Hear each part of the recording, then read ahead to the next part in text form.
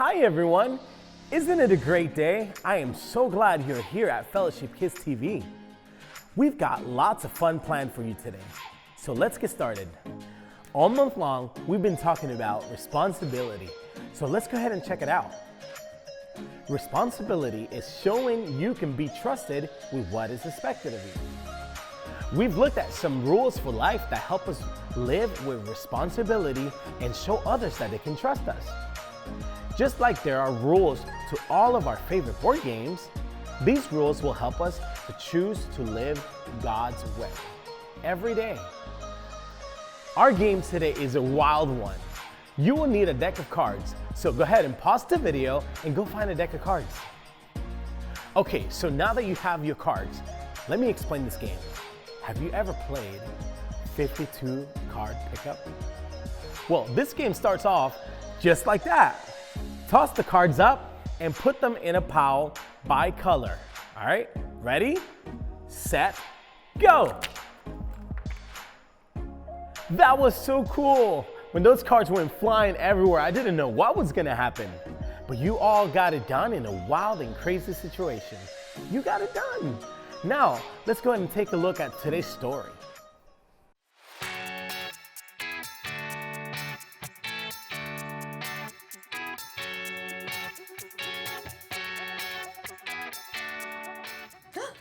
Hi everybody, I'm Erica. Who's up for a game of Brain Drain? The rules to this one are very simple. Use every single part of your brain to get your team to guess the answers to the questions. You're my team! So you've got to guess the answers. That's your responsibility. Responsibility is showing you can be trusted with what is expected of you. Okay, this first question is knowledge-based. So you're going to need to use this part of your brain you use for intense thinking. What is 4 plus 4 plus 8 plus 8 minus 16? You have 10 seconds. Go!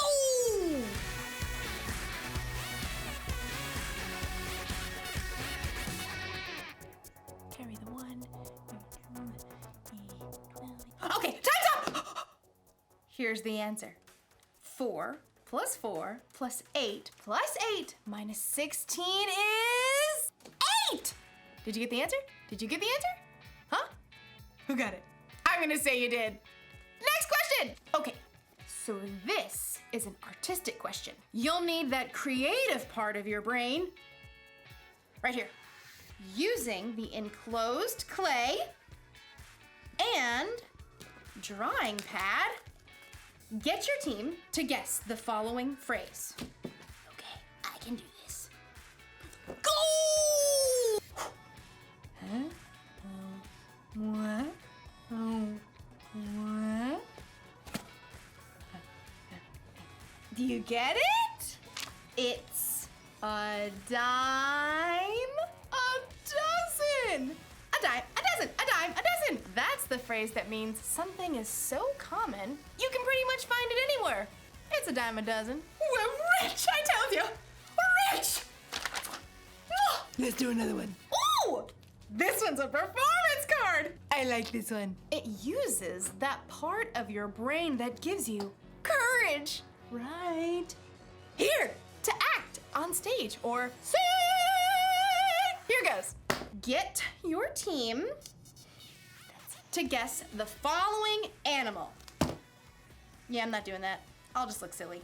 In today's story, we'll learn about a boss who put 3 servants in charge of bags of gold. Will the servants do something with what they're given or waste their opportunity? I'm not going to act like that animal. Stop wondering. Stop! The Bible. It's 66 books of history, stories, letters, and poetry that fit together to form God's one big story. The epic adventure of how He created us and loves us so much that He made a way to rescue us.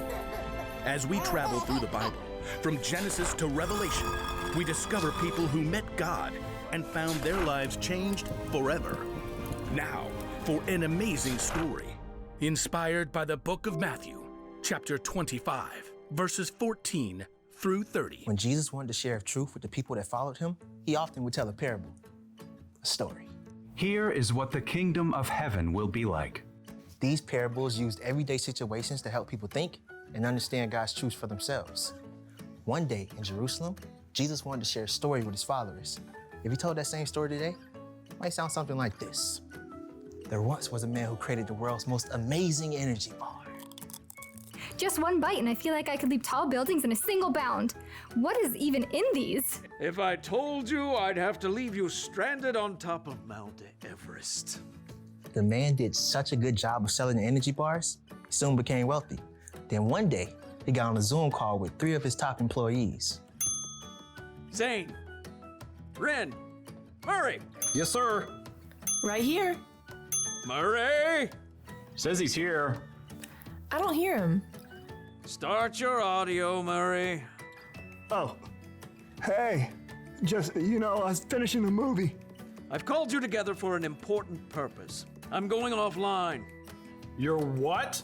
Completely screen-free. I'm going to travel the world for a while. Hike Everest, cross the Sahara, dive down to the Mariana Trench, miles beneath the ocean, all fueled by my energy bar, of course. Dude, that is far out. Literally. The rich man had carefully studied his employees and knew what they can handle. While I'm gone, I'm leaving you in charge of my money. Zane, I'm sending you an encrypted key to access my gold account with 5,000 credits.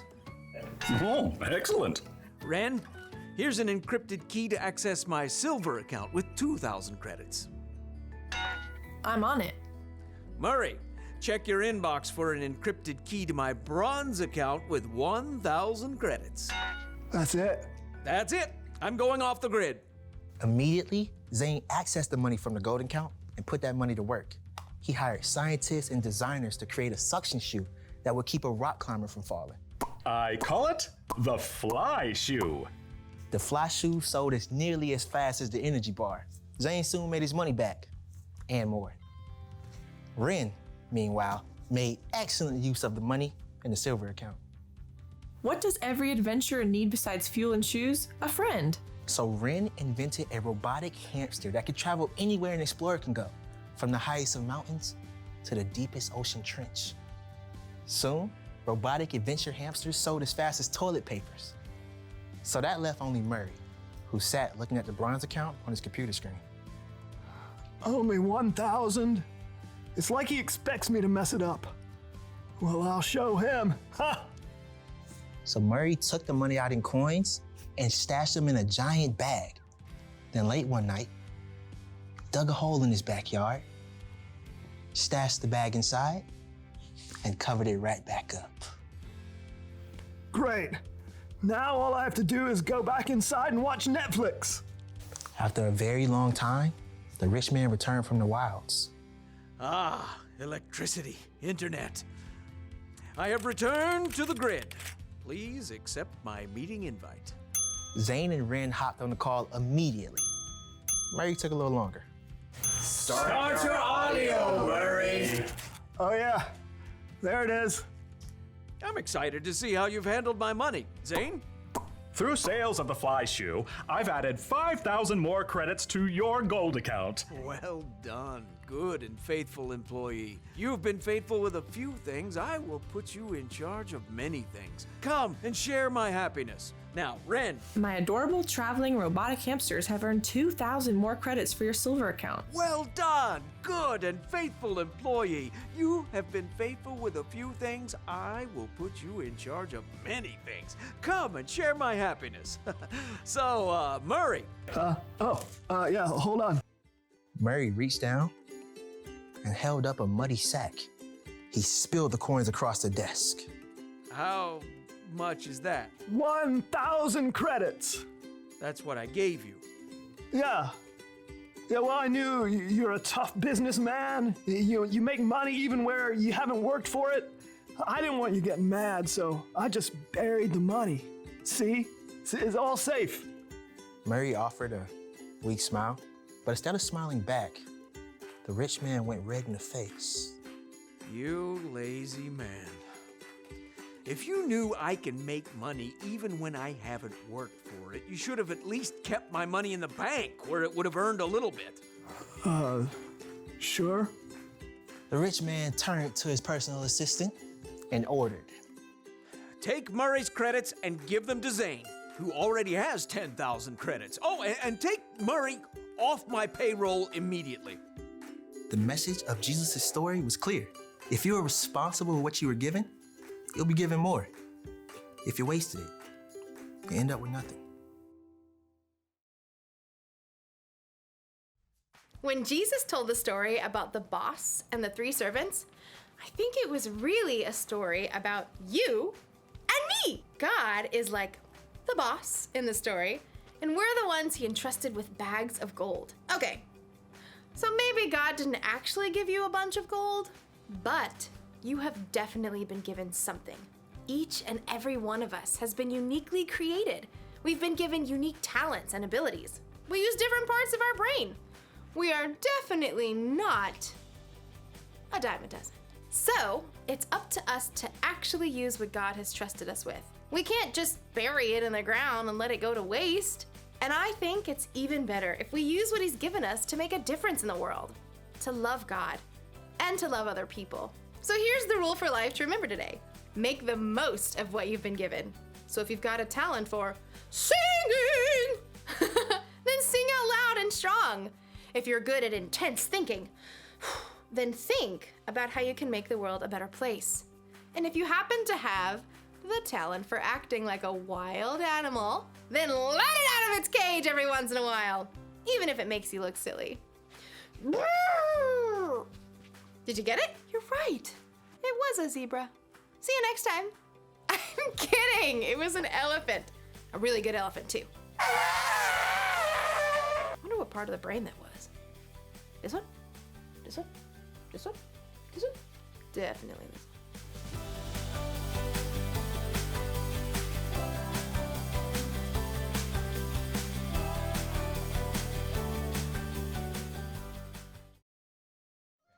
I don't know about you, but I want to be just like one of those 2 men in Jesus' story. They definitely made the wise choice. They took what their boss gave them and they doubled it. The boss sure was happy when he got back and saw what they did with what he has given them. You see, God is like a boss in this story, and we're like those he entrusted with bags of gold. God has given us gifts, talents, and relationships with others. He wants us to be responsible with what he has given us. He wants us to make the most out of what he has given. That's a great rule of life. Make most of what you've been given. Remember, we have a great example of what this looks like when we think about Jesus. Jesus made most of his time with people. He showed love to everyone. He helped them understand what is most important to God. So, how can you make the most of what you've been given? Maybe you're good at art? If so, use those talents to show love. Maybe you have a pantry full of food and your school is doing a drive. Ask a parent if you can donate some of what you have. Whatever you have, make the most of it and use it to show love. Let's show love to God by singing and dancing.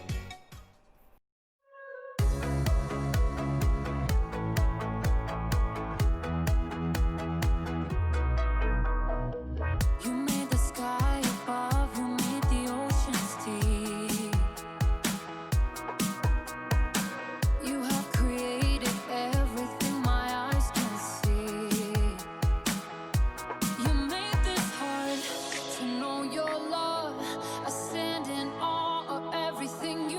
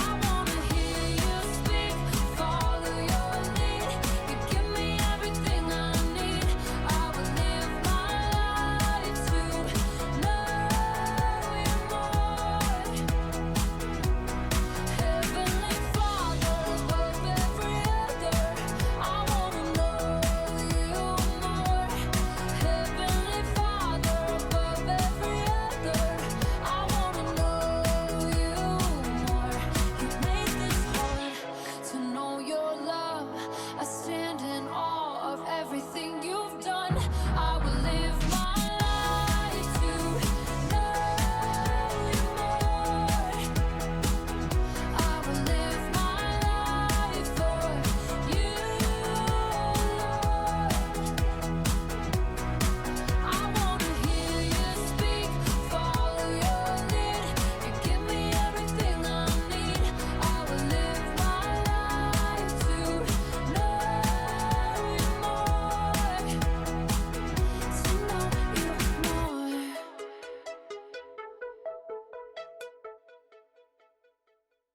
Okay. Thank you all for joining me today. Don't forget this week to make the most of what you have been given. Have a great week, and we'll see you all next week. Bye.